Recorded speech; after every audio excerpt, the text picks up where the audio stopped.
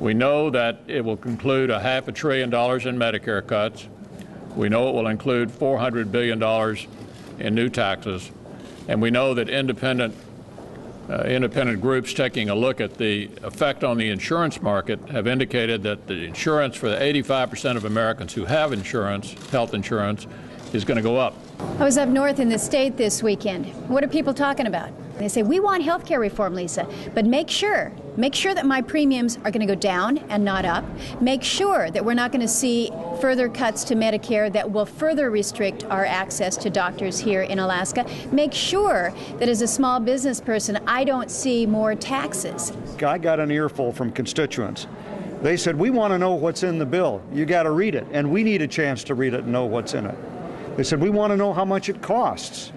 We want to know it's not going to increase the deficit and the debt. Before we or any of us are asked to consider where we stand on a bill, I think, number one, we ought to be able to see it. None of us have seen the bill that was written behind closed doors. Secondly, we ought to know how much it costs, and the American people ought to be able to see it, know how much it costs. So we'll want to read the bill, know what it costs, and we'll have a lot of questions about that. Not only do you have government-run health care, you've got higher taxes, you've got Medicare cuts, but these premium increases that people are going to see, the 185 million people who already have insurance, I think is going to come as a big surprise when they've been sold on the idea that health care reform is going to lower their cost of health care.